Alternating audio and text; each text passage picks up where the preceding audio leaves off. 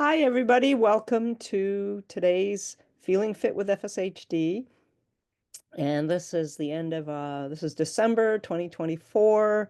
And we are a little over 2 years into the Feeling Fit with FSHD program, which has just been fantastic. And I thought this would be a nice occasion to do a little interview, a little Q&A with Frank about his FSHD exercise journey and to give you all a chance to also ask questions, pipe up. This is a kind of a conversational session. So while you're listening, don't forget to breathe. Are there some good exercises, Frank, people can do while they're sitting and listening, just to. Huh. Yeah, well, we could do it quite a few, but breathing is the easiest and the best for a variety of reasons. But Okay, if you so are breathing and we're talking about the weather and you have the heat on in the house, dry air, be sure to be breathing through your nose because your nose keeps the air moist as it hits your lungs. And people like to breathe through their mouth. You get dry mouth and things like that. So try to breathe through your nose when you're in the house and you got the heat on to keep yourself moist. I guess that's the easiest way to say it. Your nose is a filter, and your nose and your sinuses condition the air as it enters your body. So it's easier for your body to process it once it's inside of your that's a nose good breathing versus mouth breathing. reminder. So there you Okay. go. Breathe through your nose. Work those breathing muscles, work those abs while you're sitting. Great. All right. So let's start, Frank, with when and where did you begin your exercise journey? Tell us how that happened. So I started practicing. Well, I always had an interest in kung fu from when I was a kid, even, and then when I got old enough to be able to do it on my own, I started training. So it was like I was about 30. I just had my daughter. It was something to do one night a week to get out of the house. So that's where I started training. So I was back in the late 80s.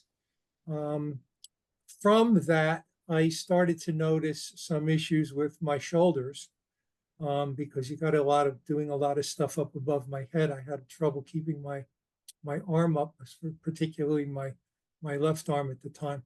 So I was having that scapular winging, but it wasn't. Who knew what it was back at that time?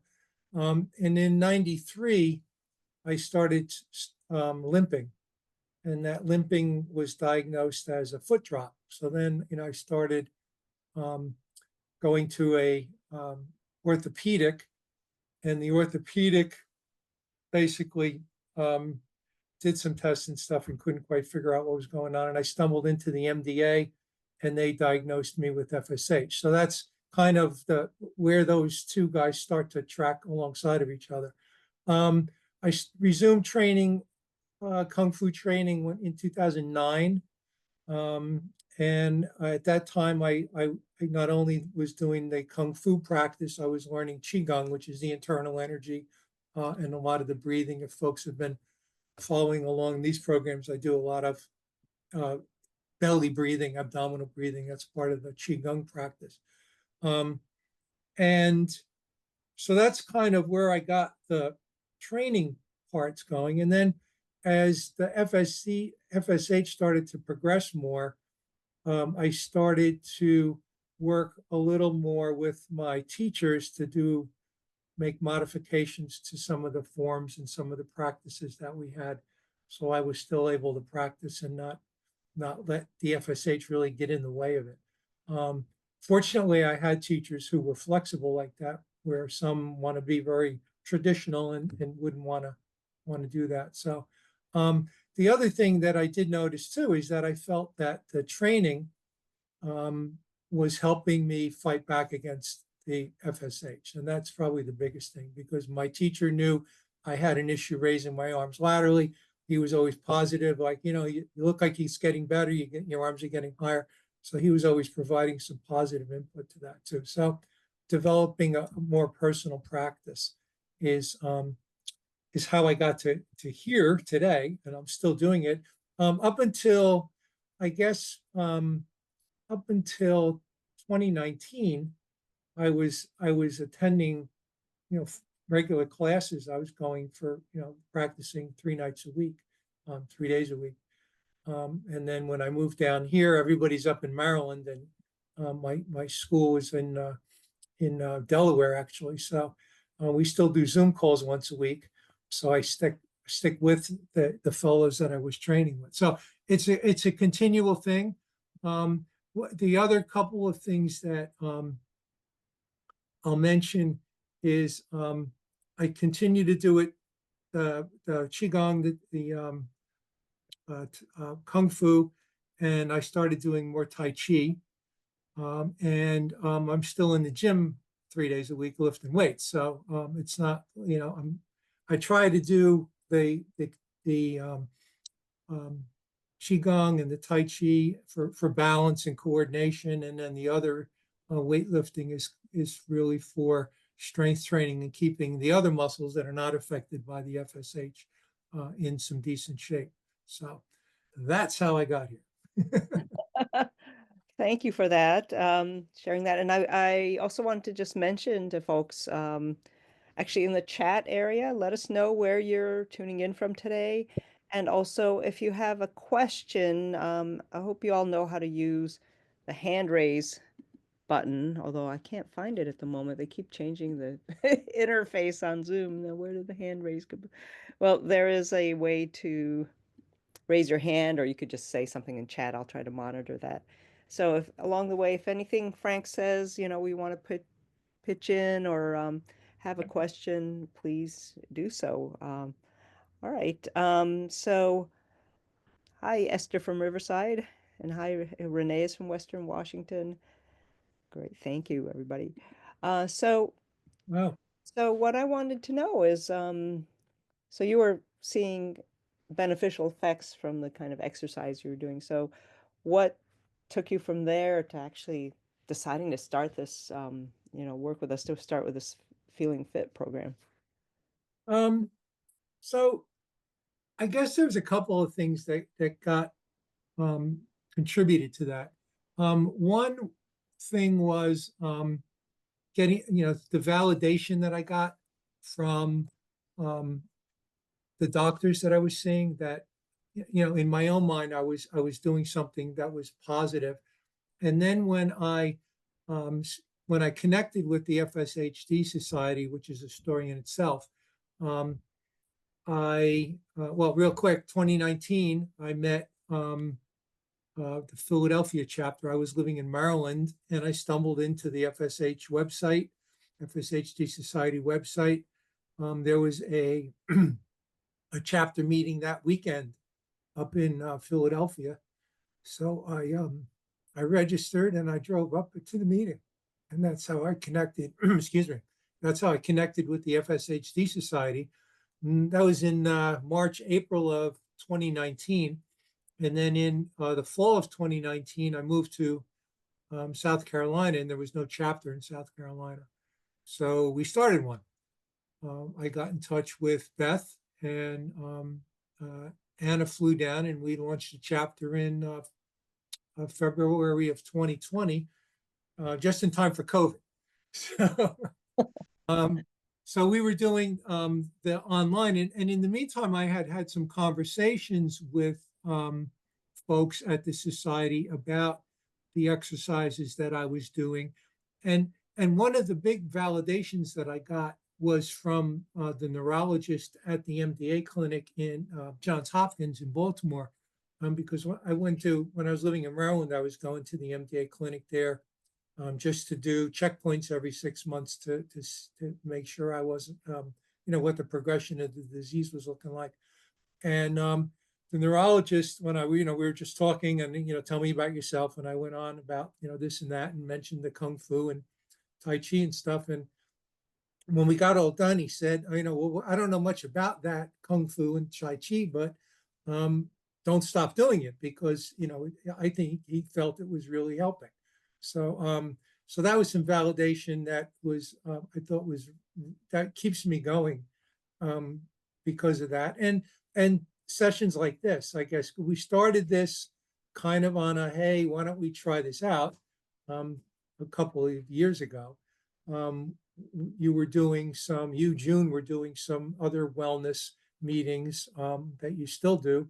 And we thought we'd do something where it was more of an exercise based than just kind of a monthly discussion.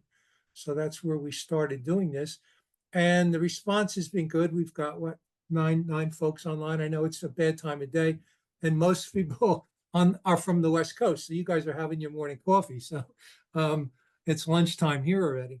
But people come on and we get accolades. So that keeps it going. And one other thing that I do a Tai Chi class here in my community once a week. And one of the couples that comes, the husband has Parkinson's. So one afternoon when they were leaving, the wife pulled me over and whispered to me that he loves this. He loves being here because it's a nice distraction for him. So the stuff like that is what keeps me moving forward and wanting to share, because I love to. It helps me. And if it can help somebody else, or it can give somebody else the opportunity to go and find something that works for them, then it's a good day. So, Well, I can tell you, I think I certainly appreciate it, and I think our community really appreciates it because, I mean, there's so little known about FSHD, really, despite all the research going on. And if you're living with FSHD, I think you have so much to share and teach others. I think that exchange of information is important. And also just, just the social support of being among other people who understand or have similar symptoms, understand what you're going through, and can adapt the exercise program to that. I think that's really important because that doesn't exist out, elsewhere, really. So really, really grateful to you for that. yeah, Um, and it is important because if you talk to exercise people and dealing with people that are challenged is a whole nother can of worms. You've got to do a level setting. You've got to understand where people's mindset is, and you've got to bring people into get everybody at the same point where they're, whether you can stand, you can sit, you can lay down. We do exercises in all three. Exercising in water. We try to, we had a person doing aquatics not long ago on. So we try to provide a variety of things too. And again, just to give somebody the motivation to say, hey, maybe that'll work for me. Just because you can't do it. Don't say what you can't do. Tell me what you can do, and we'll go from there. So that's kind of another, approach that I take to it. that's a really good point. So, some of you may know that in the summer issue of FSHD Advocate, Frank wrote a great article uh, called very simply "Why I Exercise." And so I wanted to, if you haven't read it, I highly recommend it. It's a nice, short and very to the point article. And I wanted to dig in a little bit to some of the points you made in that article. So one of the things you said among the reasons you exercise is you said to be ready. Can you tell us about that? To be ready for what? Question. Um, a lot of what I see going on um, is that there's a lot going on in the space as far as clinical trials. Pharmaceutical companies are getting more and more involved with FSH and the research. Um, so my being ready is for the day when, and it may never get here, but the day when, hey, there's a treatment available. So what's that going to look like? We have no idea what a treatment's going to look like, what the criteria might be to get the treatment, and all the other variables that are out there. So my thing is to be ready as possible, physically and mentally, to be ready for something, for the next thing that's coming down the pipe for us. Like I said, it might not ever get here in my lifetime, but I want to be ready, and I want to pass that message on to others that I always say there's no magic pill here. Some folks hear, oh, there's a treatment, FSH group is working on a treatment. There's a cure, blah, blah, blah. Everybody has a different picture of what that looks like. And I don't think there's one consistent picture of what a cure or even what a treatment might look like. So to throw the magic pill idea out the window and say, hey, I'm doing this because when something might come along, I'll be able to participate, or I'll be in a better position to participate than someone who's not exercising, perhaps. I don't know. That's, again, this is just my opinion of why I want how I'm approaching that be ready idea.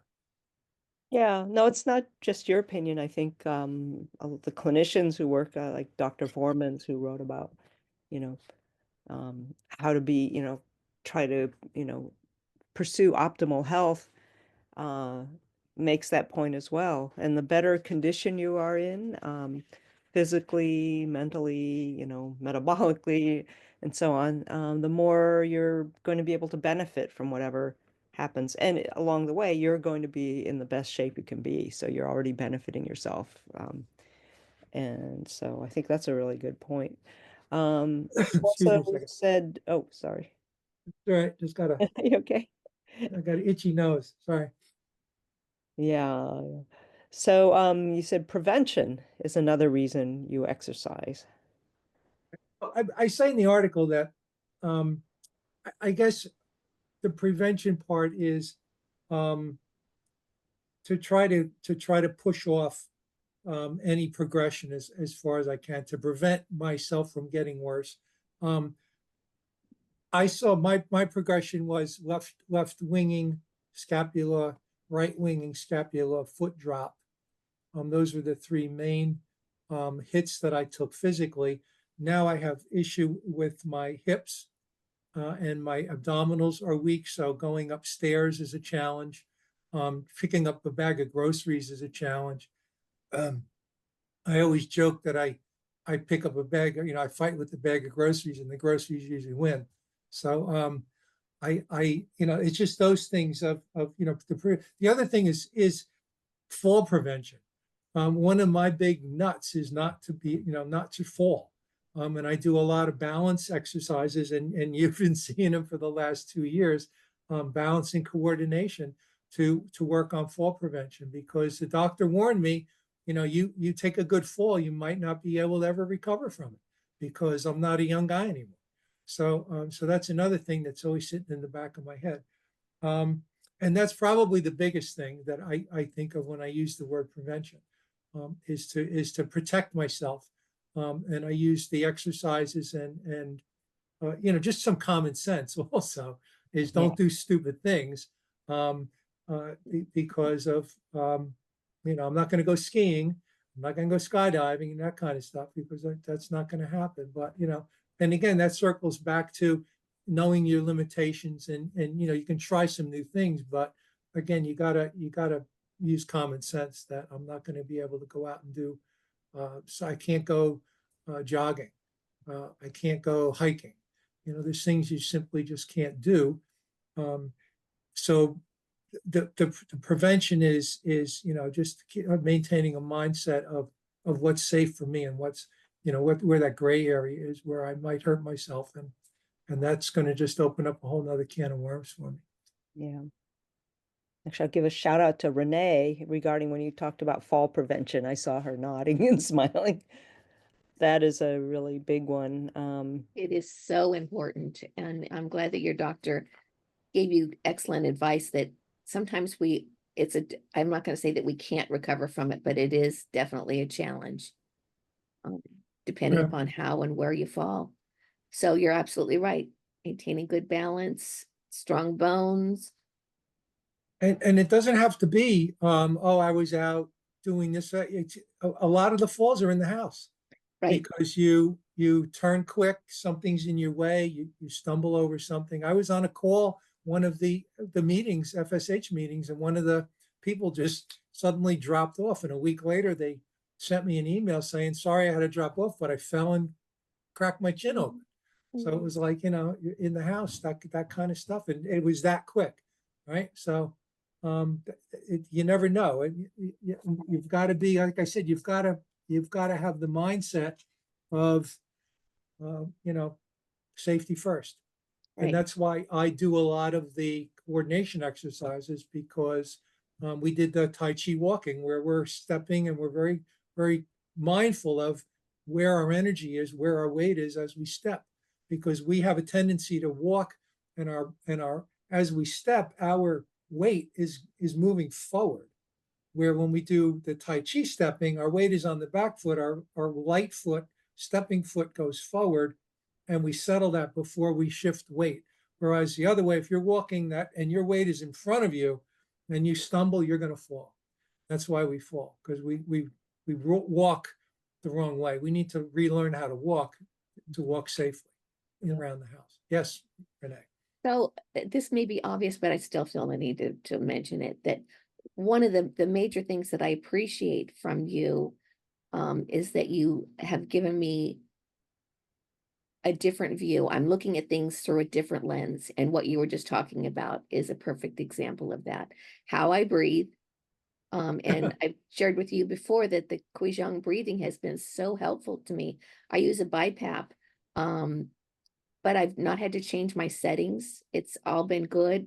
I'm able to cough better because of the Qigong breathing. And also, I remember that lesson where you were talking about energy and walking. It's really given me a different perspective that's been very, very helpful to help Great. me prevent falls. Great. So thank you, Renee. So for folks who may not have seen any of the stuff that we're talking about, we've got a library on YouTube.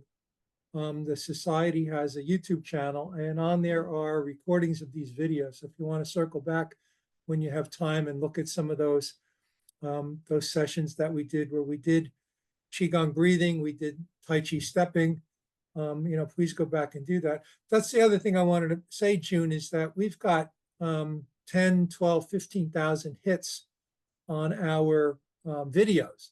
So folks aren't able to come online with us, but they are able to check out the videos at a later time, which is a nice thing too. So one other thing I wanted to mention, Renee, thanks for bringing it up, and actually for everybody, is my whole issue with the energy breathing specifically for FSH.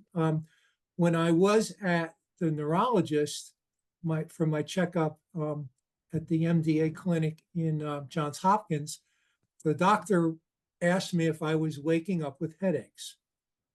And as a matter of fact, I was. So his concern was that the FSH was weakening my diaphragm, and that was causing me not to exhale completely. And when I was sleeping, I wasn't breathing correctly anymore, and I was retaining carbon dioxide, which was giving me the headaches. So we went off and we did a breathing test. But in the meantime, I went back to my Kung Fu teacher, and we started doing a lot more intensive diaphragm breathing exercises, which strengthened my diaphragm and actually helped strengthen your immune system also. But the breathing test was fine, and the headaches went away. So that was kind of an interesting thing from simply changing the way I breathe. It just took a little bit of practice, because breathing it with your abdomen is a little different, because we're chest breathers. We don't breathe with our abdomen anymore and are using our diaphragm. So we have to kind of relearn how to breathe. But in the long run, it saved me from having to go and use one of these, perhaps get diagnosed to use one of these breathing devices or something, which I would really not want to be doing. So, well, good stuff. Thanks, Renee. Yeah, no, that's great. Thank you, Renee. Well, there's kind of a natural segue there into the third reason you give for why you exercise, which is awareness. And I think you were hinting at some of that, like these exercises raise your awareness of what's going on. So can you tell us more about that? Yeah. So a lot of it is, I don't know about anyone else out there, but I can lose my balance for no apparent reason. Right. At any time, like if I'm standing somewhere, I could just like lose my balance and have to grab onto something. And I've done that. Has anybody been somewhere and just grabbed their neighbor because they felt like they were falling? I mean, I've done that several times because it's just with the weak core, I feel very unstable. I don't know about you guys, but that's how I feel. And I could be out somewhere and go to turn and just lose my balance because now, my core's instability and my top of me is going one way and my bottom of me is going in a different direction. And I feel like I'm going to fall. So I find that happening all the time. I also can tell from some of the exercises that I do, specifically weight training, that my left arm is way weaker than my right arm, and I'm left-handed. So there's something going on this side now that, I'm kind of fighting back, but I can see it. I can do, I don't know what the number is. I can do 10 curls with this arm, and I'm struggling to do 8 with this arm. So, that kind of monitoring, maybe awareness monitoring is a better word here, is something that I'm always, because I keep track. I've got a little app on my phone and I keep track of everything I do every time I go to the gym. So I don't do it at the gym though. I'm not one of those people that sits with their phone at the machine and annoys everybody else waiting to do their exercises. I don't let my phone tell me what to do. I tell my phone what I did. That's why I use my phone at the gym. So that's kind of, that, I mean, there's 2 examples of that. Also with the breathing, and I don't keep to circle back to the breathing, but I sign up for classes just to learn more and different breathing techniques. I'm taking one now. It's a 14-week program with this fellow. He's in New York, and it's just amazing the cool stuff that he's doing. The things that I would never have thought of on my own. And these are techniques that are thousands of years old too. That's the cool thing about it. There's a whole history of this stuff and where it came from and why. So it's not something just somebody made up to make some money on the internet. So that's the other thing. They're proven techniques that have been going on for a long time. The other thing that we all are afraid of, and this is the kind of the prevention thing, is you don't know what's coming next. And that's the kind of the fear factor, if you will, because this disease is so variable, it affects each of us differently. And you never know what's going to happen next. Like I said, I knew I had a weak core, but it's kind of probably get itself into my hips now. And am I going to lose an arm? Am I going to eventually lose my left arm or your face muscles? We had an interesting exercise class. We were doing face exercises. If you remember that was pretty funny. If we want to see that video, but that's the F in FSHD is the face. So people talk about losing their smile, and that's a sad thing. So that's the prevention part. And again, I think monitoring is a better word than prevention, but that's another benefit of doing this is you're kind of staying in touch with your body and understanding and monitoring it. Great. And then the 4th, by the way, if anyone has questions or comments, just pipe up. Please chime in because I'm drinking a lot of water here. Yes, now's your chance.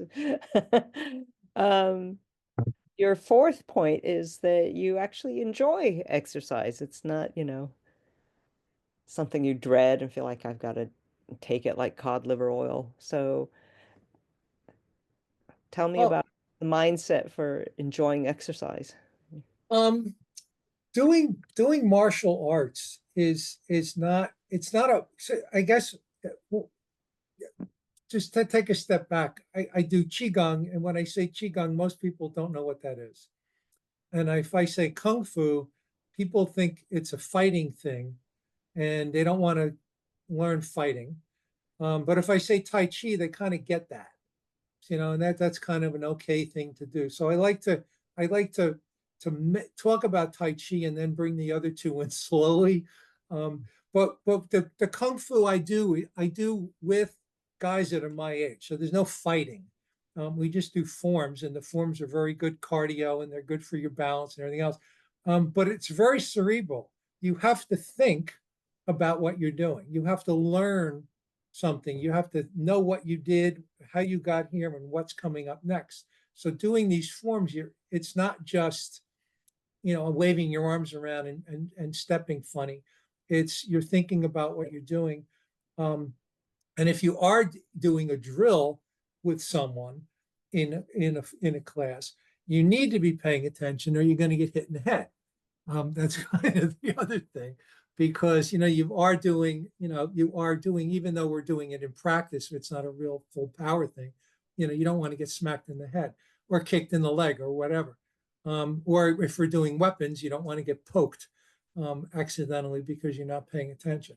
So that's the fun part of it, is that it's a learning experience. Going to the gym or cycling, or those things are great if you're into doing that. But because I can't go out on a bike, I would have to do it in the house, and that would get pretty boring pretty quick. Whereas doing, to me, again, this is me talking. Whereas doing the Kung Fu and doing the Tai Chi and then there's always, if you go online and look at and Google or go on to YouTube and put in Qigong or Tai Chi or Kung Fu, you're going to get a million hits. There's there's enough stuff out there to watch forever on those things. And you can do that for anything. If you want baseball, football. So thanks to the internet, there's just a wealth of information out there that you can go out and tap into to try, hey, somebody said they did this. Let me go check it out. You can go check it out. You can watch someone demonstrate, you can do it. And you don't have to leave the chair, right? So that's kind of that piece of it, and the why I do it pieces, or the why I enjoy pieces, because it's challenging and it's fun. That's the thing. It's not like I'm just doing a repetitive thing. I'm doing a repetitive thing, but I'm trying to get better and better and better at doing it as I do it. You never get it perfect.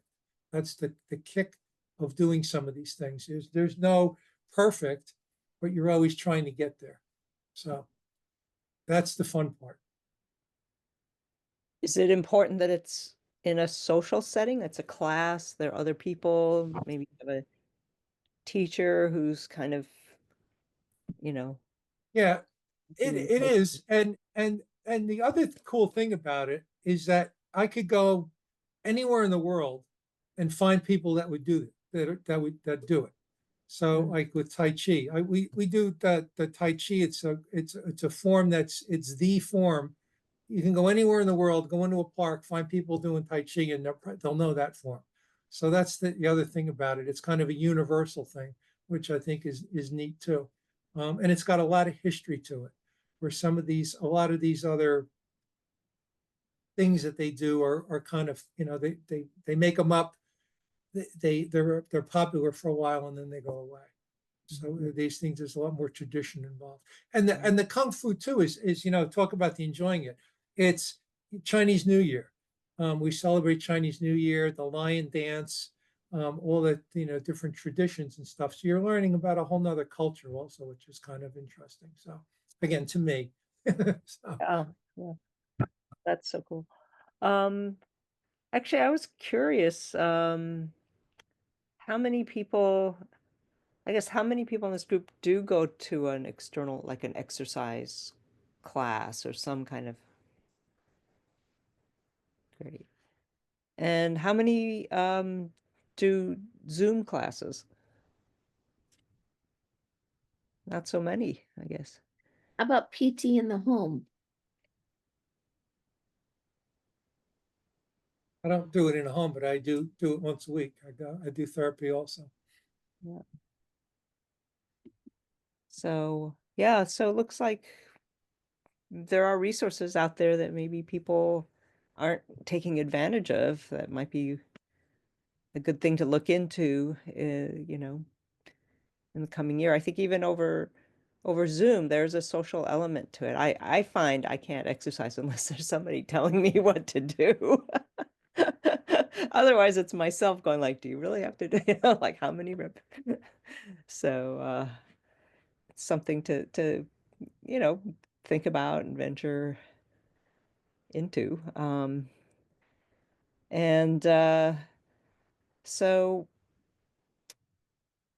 Frank, I'm wondering if you might want to share, like, in your journey, were there particular times that there's something like, what were the biggest challenges that you've faced, whether it was a physical or psychological?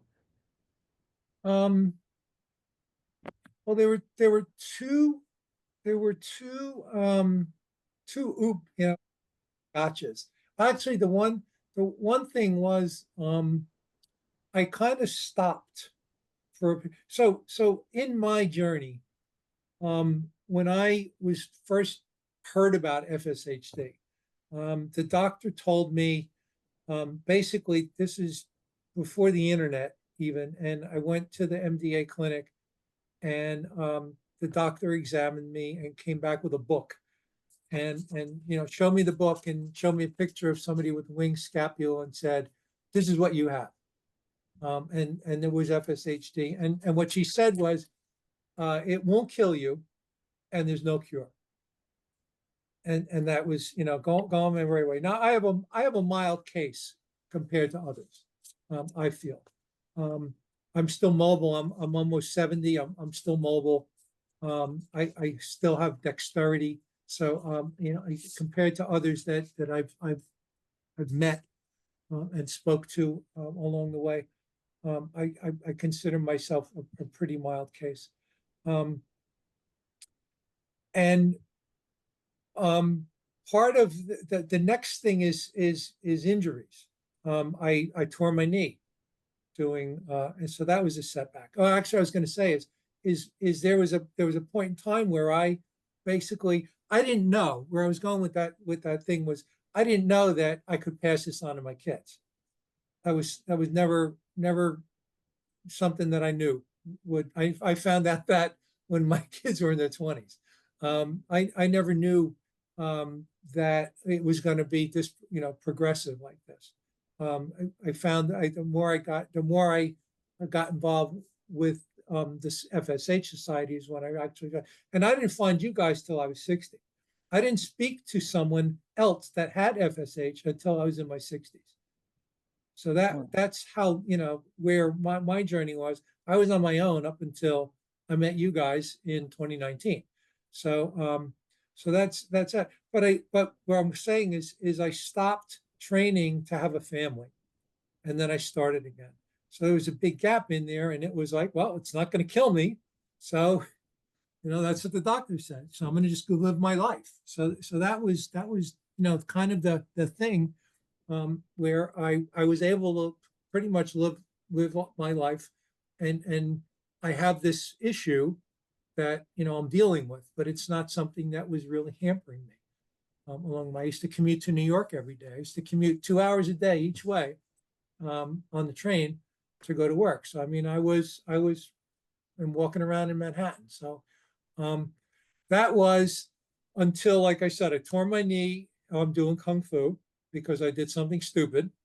And then the other thing was I gave myself a hernia because I did something stupid. And that set me back a long. I still have not recovered, in my mind. I've not recovered from the hernia because of, that was just doing sit-ups basically. And I gave myself a hernia because of the weak abdominal muscles. I had a very weak lower abdomen, and I gave myself a hernia. So those were the two three big events that in my journey. So I'm sure everybody's had those. And the aha moments, of course, are, like I said, when I met the FSH Society, I went to that first meeting. We were talking about stuff that was, I'll give you an aha moment. Not being able to blow up a balloon. My whole life, was never able to blow up a balloon and it wasn't until I talked to other people at that first meeting that said, well, shit, that's why I can't do it, because of this stupid disease. Never put two and two together until that moment. So that kind of stuff is eye-opening. And that's where you get that. And if it wasn't for these conversations, I don't know where I would be. So thank you guys for doing what you do. Well, we're all working on this together. So, um, so I guess so you're doing quite well, for, someone you're 5 decades into your FSHD journey. Is that right? I think of you were diagnosed when you were in your late teens or something, or Yeah, but again, thinking back now, I always knew it was there, because when I was younger, even younger than that, I couldn't do a pull-up, Mhm. for instance, and the blowing up the balloon thing. So, now in retrospect, you can look back into my early childhood and see that, there were signs of it even then. Yeah. So, so what do you think about, what happens next? For me, or for, Well, talking in, for you, but also for Feeling Fit, what would you like to see happen with this group? I always like to, especially at the end of the year, we always like to think ahead, and we'd love to hear from everybody in the audience too. Like, yeah, I was going to say, what else would Linda or Lori or Alan or Donna or Kathy like to see in these conversations? Renee, you talk too much, so I'm not going to call on you. he's always welcome to talk. I'm always picking on Renee. I'm sorry. He's my friend. Zippered. I'm zippered. I think this is Donna, and I think it's Hi, very Donna. important. Hi, Hi, Donna. everybody. I'm having a little breakfast. It's 9:38 or so here. And I think it's very important to move, no matter how little or how big. I mean, keep that range of motion that you have. I find chair yoga helpful. I find Tai Chi helpful.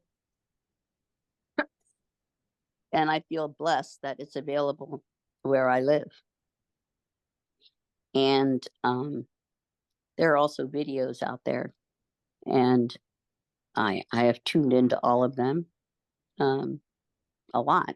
And I found that just keeping my mind active, keeping my mind off of what I can't do, but yet continuing. I love to teach yoga. I love to do Tai Chi, and also mobility, like strength and mobility with my bands, the yellow elastic bands that I use. But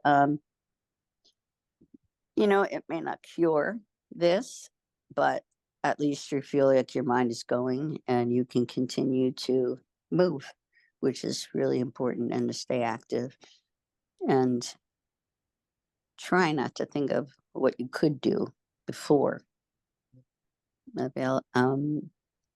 Stay in this moment, because past is a lot of memories, and the future we don't really know. So I guess that's it. Thank you, Donna. Yeah. And you've taught some chair yoga for us in the past, and we'll definitely have to have you back for that. I would love that. So I'm hoping that everyone has a little movement in their day at some time or another. Right. Thank you. Other comments, questions? Lori, yes. I'm new to this group. Obviously, I've seen, I've signed on to the society and joined it, and I've seen some stuff. I need to start working on exercising for sure, especially my core, because every time I seem to, it weakens my back, I think, and I always have problems with my back when I'm trying to lift something that's too heavy, and I feel like I can do it at the time, and then it's like the next day I can't move. And I tried, I joined a trial here at UCLA, and they, in the clinic, and they had sent me to a physical therapist, but my insurance won't cover it because they don't own that physical therapy company. They own another one who doesn't have anyone that specializes in this. So it's just a waste of time because they go in and they're like, oh, well, it's just age. It's old age. That's what happens. And, so I'm happy to find something like this, and I'm going to look at the videos and do some of those exercises. My goal, I have seen my future. My mother, I didn't know about this. She was diagnosed at 70. She had fallen a few times, and it took a while to get diagnosed. And then I did some research on it and realized, oh, I could never whistle. That's what it was. I could never drink out of a straw. I can't play a woodwind instrument. There was a time in grade school in a summer school class where we brought home instruments every week and I couldn't play them. I had to go like this, to play the saxophone. And I never understood it until I started, learning about it with my mother. And then the big thing was no cure, no treatment. So we sort of stopped thinking about it. And I didn't get diagnosed until last year because I had a concussion, and I had a lot of vertigo, and I have perpetual dizziness now. So I'm like, I wanted to know. I knew I had it because of what I'd read, and I thought I might as well get diagnosed to see if it's going to affect my recovery from the concussion. And it kind of isn't. Balance is an issue for both. So, but and actually it's helped, I think, because I've been doing a lot of balance exercises for the concussion. So I think that's helped. But anyway, but I want to not be on a walker and not in a wheelchair. That's my goal. Great. Well, thank you so much for sharing that. And core is definitely a big theme here. So I think Frank, as he mentioned, has had some sessions focused on strengthening the core. So I would definitely recommend looking at our YouTube channel to check out some of those videos, and we'll probably revisit that in future sessions here with Feeling Fit, I imagine. Right, Frank? Not to Whatever speak. people want. The door is always open for people to suggest things. So there's no set agenda. We kind of wing it some days. So what do we feel like talking about today?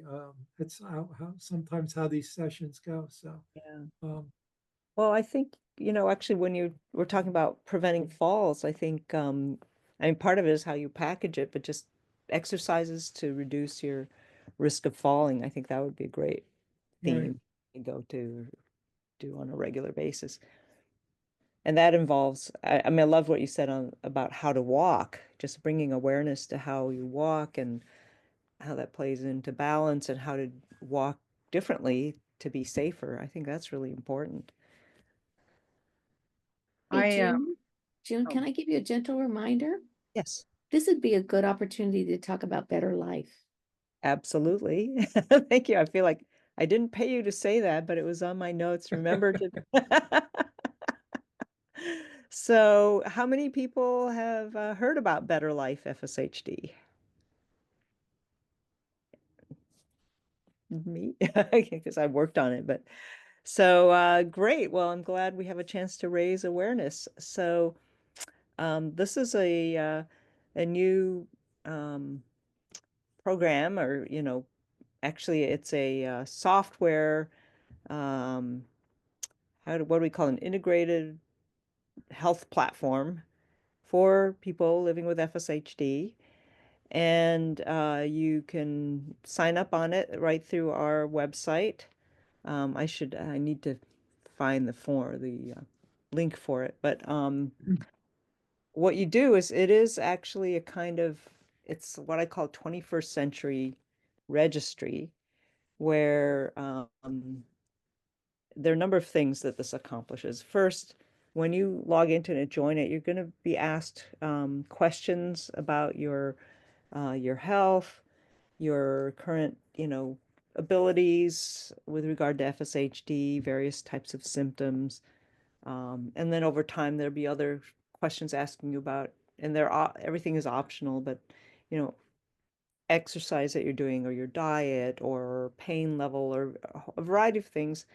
And it lets you track where you are over time, but it also lets you, will be able to see how the community is doing. Like, are there other people like me? What are they doing? What does their progression look like? Or are they stable? Or what are they doing to help themselves? What are they taking?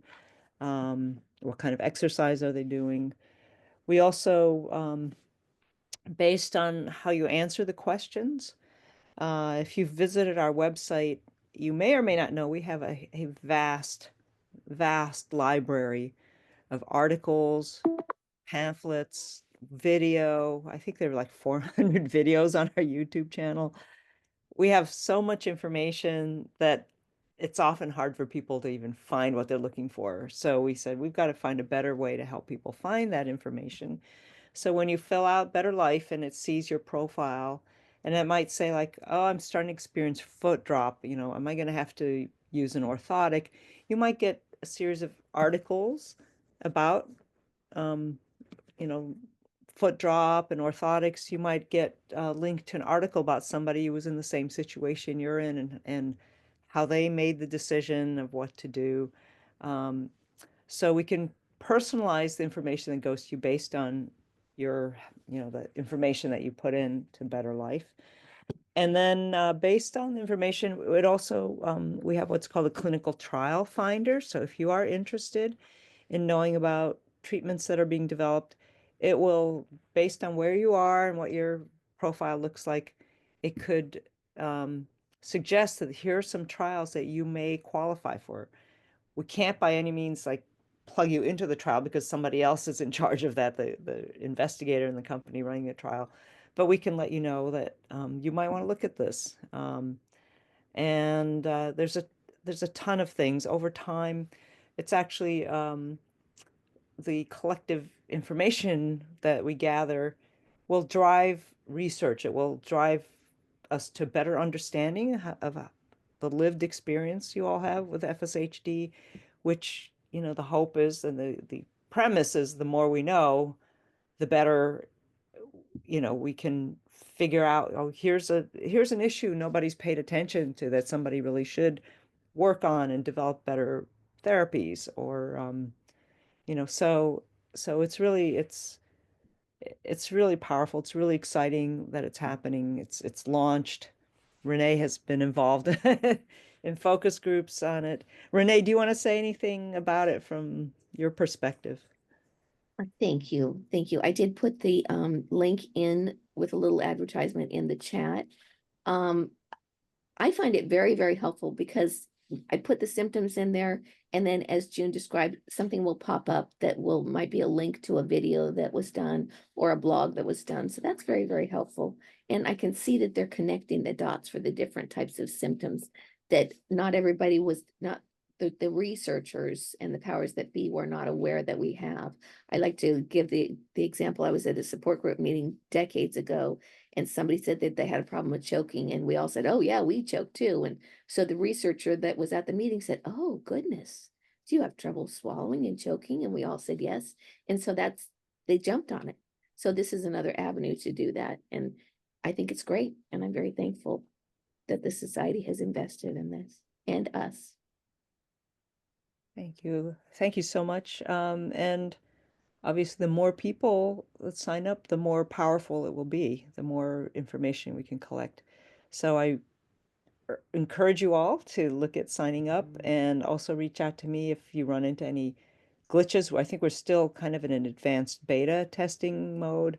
So obviously, we welcome feedback from you if you run into problems or have questions about it along the way. So that's my spiel. Thank you, Renee. If there are any questions, please ask away. And we only have like a couple minutes left. Okay, Esther says, as a previously extremely active person who was just diagnosed, is there a concern that continuing to push myself physically can make things worse in the muscles that are already starting to get affected?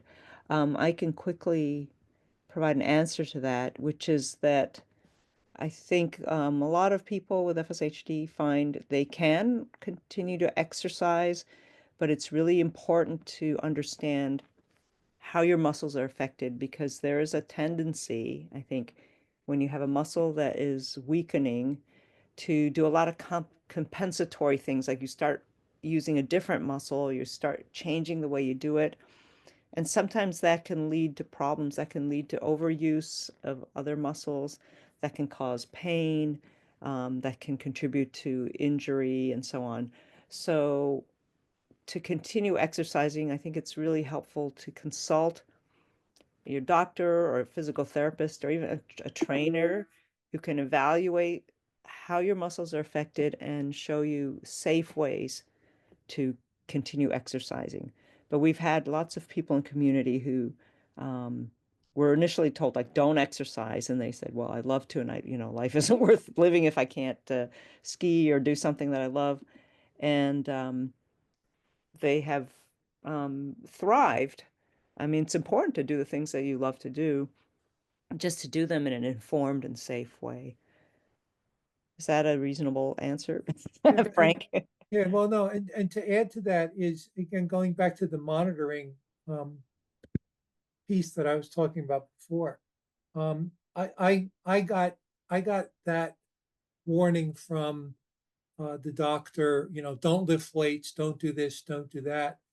And when I turned around and said, well, kind of screw that, I'm gonna kind of explore it and see where I can go. I had no side effects or no negative effects from lifting weights or doing any of the other stuff that I do. Be careful, and again, June mentioned it, soreness versus pain. I like my muscles to feel sore, because I know what I'm doing is I'm exercising them. I know something's happening. You get some soreness, it means that your muscles are rebuilding, which is a good thing. Pain, on the other hand, is something you want to avoid, because that means you actually did some damage. So don't understand the difference in yourself between soreness and pain. Very, very, very, very critical, because again, that's your body telling you, hey, this is good, keep going, or your body's telling you you got to stop because that's something's wrong. Thanks, Frank.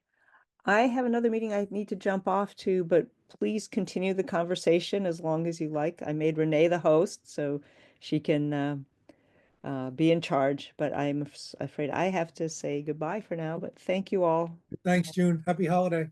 Happy holidays. Happy holiday, June. Anyone else have anything that they want to add? Please, feel free to jump in. I'm all talked out.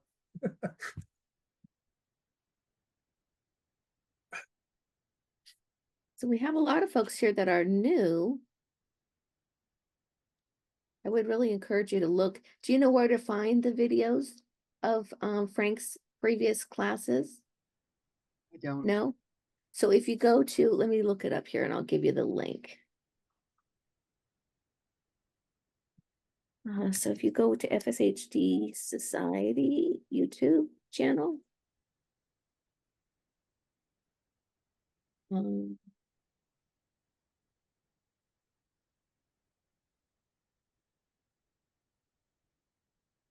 And then you've got your own special tab, don't you, Frank?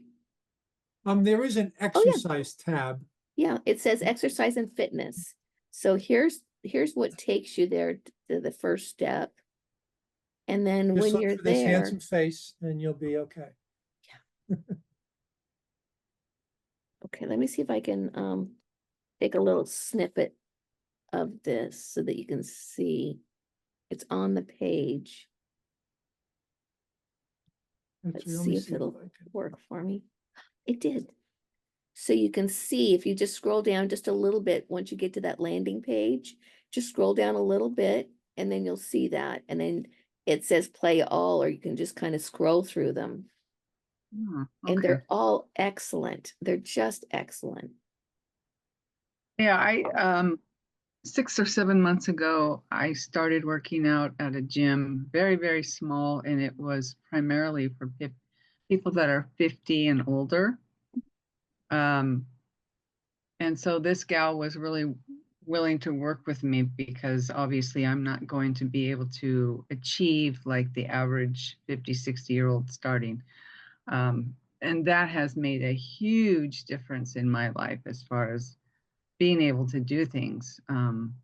But I'm very interested in what else is out there. And so I think, looking at those videos will be very good. Also, someone was mentioning chair yoga. I've always been curious about that, or just stretching in general. But like you say, how to maintain your body. I mean, it most likely will progress with this disease, but how can you maintain what you're doing as best you can rather than just sitting around and letting it happen? So I don't, do you want to handle that, Frank? Well, if I think it goes back to doing what you like and just to keep doing what you like because it's working for you. I mean, you wouldn't be doing it if it wasn't working in some capacity. So I just think that it's best to to keep going in the same direction you're going because if you like it, if you're seeing yourself having more and more struggle with it. I mean, is that the case, Linda? Is it a struggle or is it? It's more of a fight to remain independent. I mean, I can still walk, I can still drive a car, but about a year ago, I was living with my mom, and she had a very bad fall backwards on the back of her head. And so immediately my life changed. I didn't have that other person for support. In fact, she's in assisted living now. She just got diagnosed with Alzheimer's. And so I'm doing more to help take care of her. And so to meet that new challenge, I had to do something with me and my body. So finding this gym and, working out there in my capacity has been a lifesaver. But Right. it makes you want to do more or try different things. And so. So Right. I'd like to put a plug out. There's a number of different groups. They have them categorized as the gathering groups, and I'm very biased to two of them. We have a Women on Wellness that is only women. There's two criteria to be able to attend that Zoom meeting, and that's that you have FSHD and that you're a woman. So we highly prize confidentiality, and we talk about a multitude of different topics that many people find very, very helpful. I'm going to put the registration for that in here too. And then there's a wellness hour. So the Women on Wellness is the first Wednesday of the month.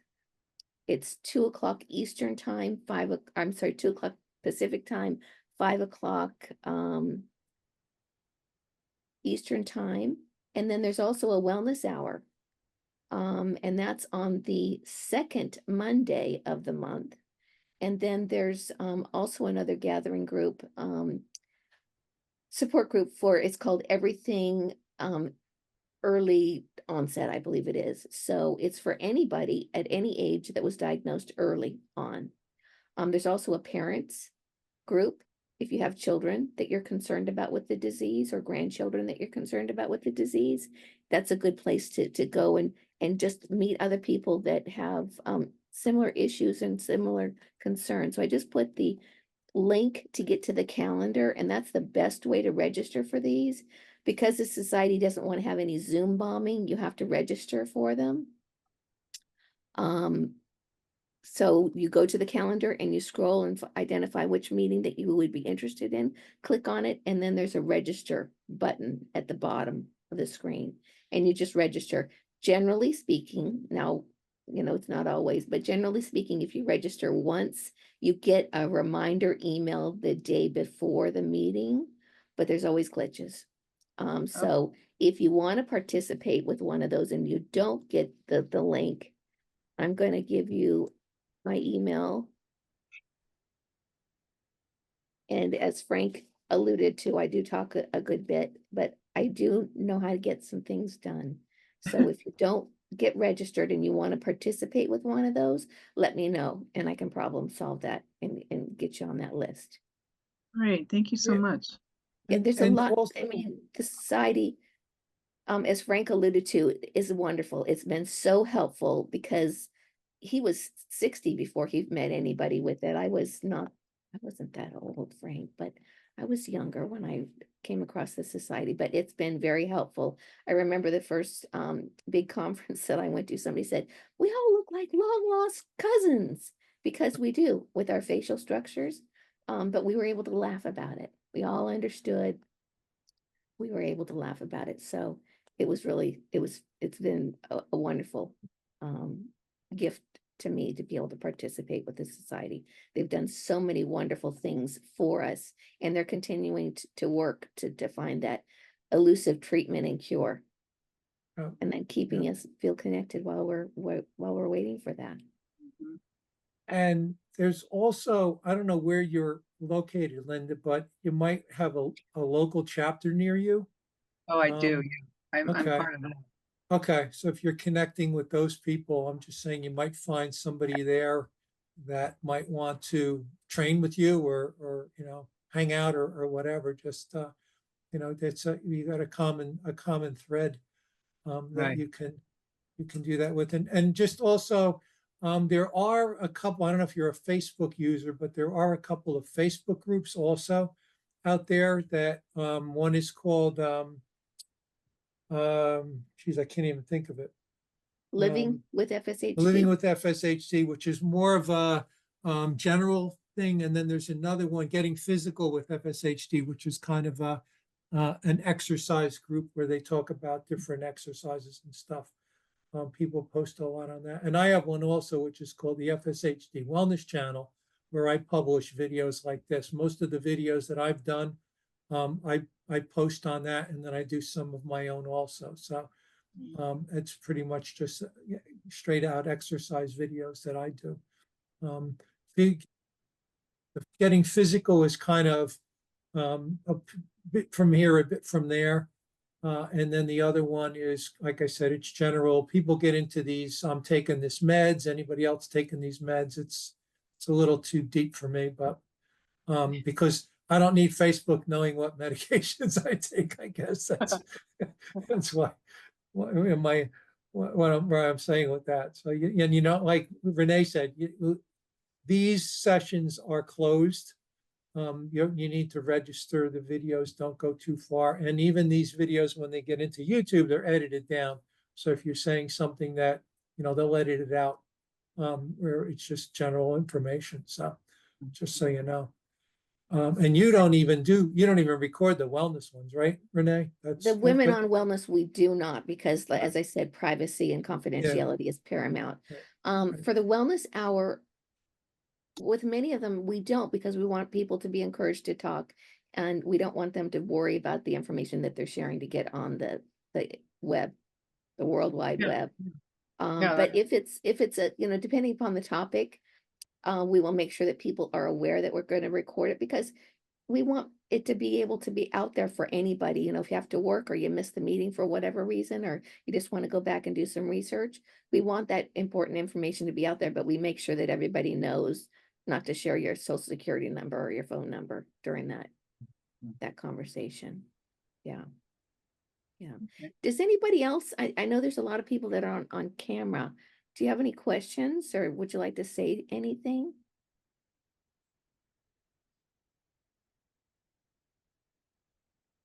I have just a general question, not about exercise, just something I remember reading a while ago. Is there any concern with going under anesthesia?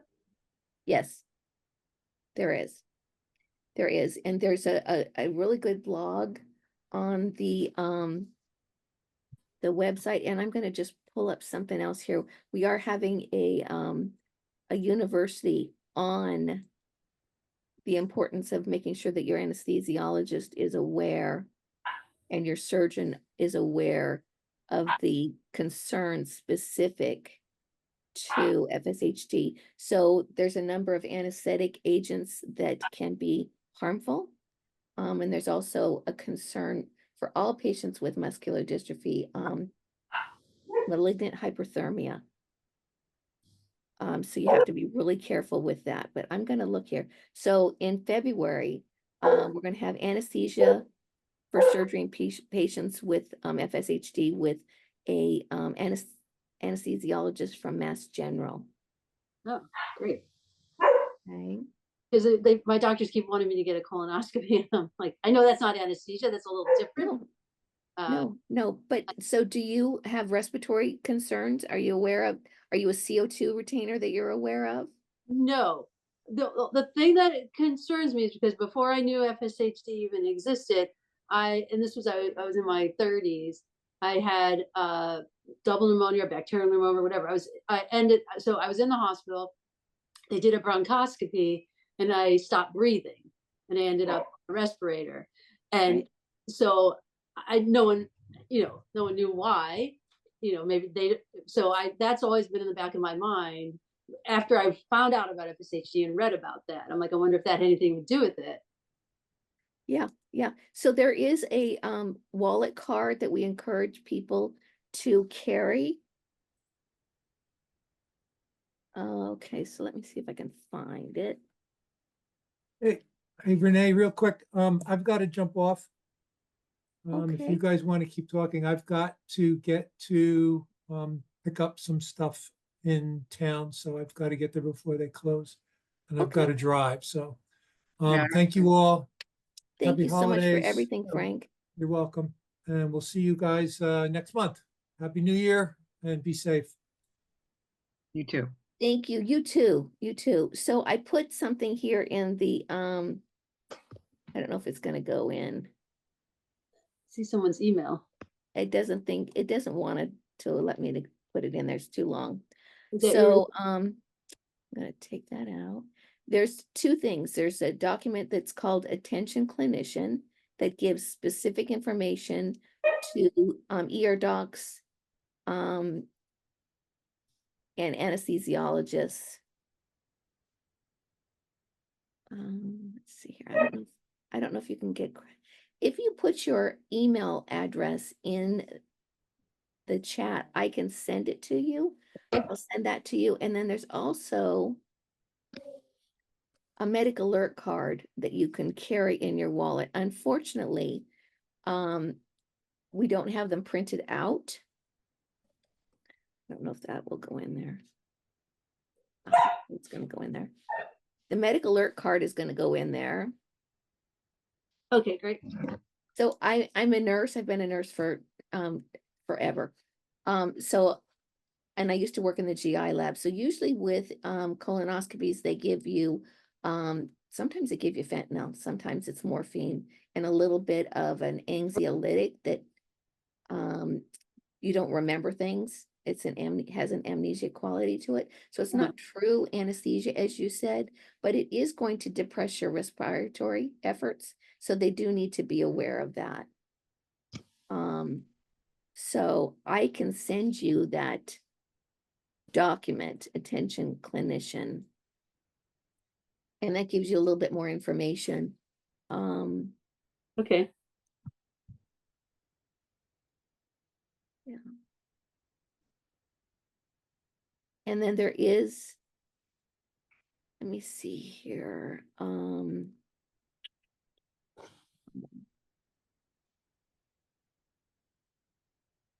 There is a great document. It's a little bit old, but it's still very, very pertinent. Okay. About anesthesia. This man is I'm just so in awe of this man. He has 2 children that have the disease. He does not, but he became a researcher. He now works for a research company to help provide his kids with what they need. and of course, the community as well. Okay.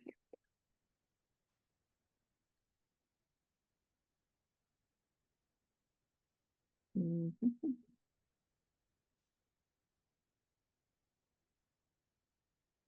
Mhm. Oh, here we go. So I'm going to put this link in the website or the chat too. So medical issues, if once you get on this page, there's all kinds of other subtopics that you can go to, and anesthesia is the top one. Oh, great. Thank you. You're very welcome. I asked the doctor at UCLA about this, and he said, "Oh no, there's no problem with anesthesia." I'm like, "Oh, I read there was." Yeah. And you know, he's just demonstrating that he doesn't have full knowledge of everything, and that's not uncommon for a doctor, as I'm sure you're aware. Well, he's a FSH. He's a FSHD doctor. It's Dr. Shea at UCLA. Oh, bless him. Bless him. Well, you know what? Maybe you can gently take these links to him and say, you know, I did a little research and this is what I came up with. Yeah. And so I just want to make sure that you understand as well. Yeah. Yeah, quite often we have to educate our docs, even if they're FSHD experts. Yeah. Oh, thank you for that. I appreciate it. Sure. Anybody else have any questions?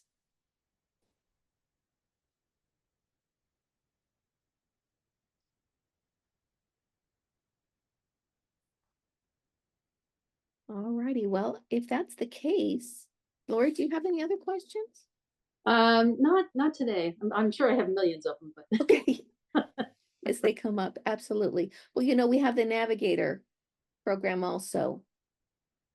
what is that? So let me pull that up for you.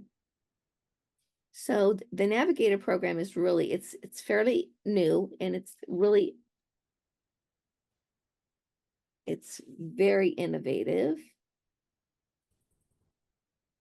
So I'm going to give you the link for that as well here. So it's volunteers, it's staffed by volunteers, and one staff member, Anna Gilmore, who's absolutely wonderful. She is a rock star. So if you have questions, that's what the Navigator's there for. If you have a question, reach out to the Navigator process, and they'll help you work through that. Oh, wonderful. Yeah. I'd love to see you on the Women on Wellness if you're able to do that. We get a lot of questions. You'd be surprised at how many, and also with the Wellness Hour, it's both groups. I'm very biased, but they're both excellent, and it's become a very nice community of people that really do care, and a lot of them are very, very knowledgeable, have lots and lots of information and years of experience with the disease. No, great. That also helps. Yeah, I don't think I can get on that until March, because I start work in a couple of weeks. Well, if you register for it, you'll get notes. Okay. So for either one of them, if you register for the Women on Wellness, which we lovingly call WOW, if you register for it, then you'll get minutes. I take minutes. I de-identify them. I take minutes. And then I facilitate the notes for the Wellness Hour too. I have, and if you just have questions that you want to ask the community, I have 2 email lists, one for specifically women, and then for the co-ed population, 450 people on that list. And so if you've got a question that you want your fellow FSHDers to ponder, or maybe somebody has an answer, common questions are, what type of wheelchair did you use first, or how did you know when to go from walking to a walker to a cane to a wheelchair? Those are very common questions, and our community is very, very happy to share their knowledge with you. Or another one is, I want to travel. How do you get your wheelchair on the plane and get it home safely? Or how do you find a hotel that is accessible? What kind of questions do I need to ask?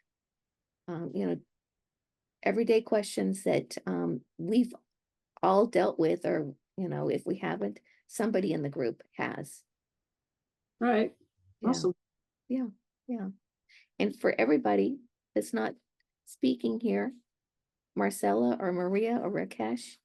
Those opportunities are available to everybody. Just reach out. All righty. Well, I'm going to close it then. Thank you very much for joining us today. It was wonderful. And Frank does a beautiful job. Yes. Yes. right. All righty. Okay. Thank you so much. Thanks. Bye-bye. Bye.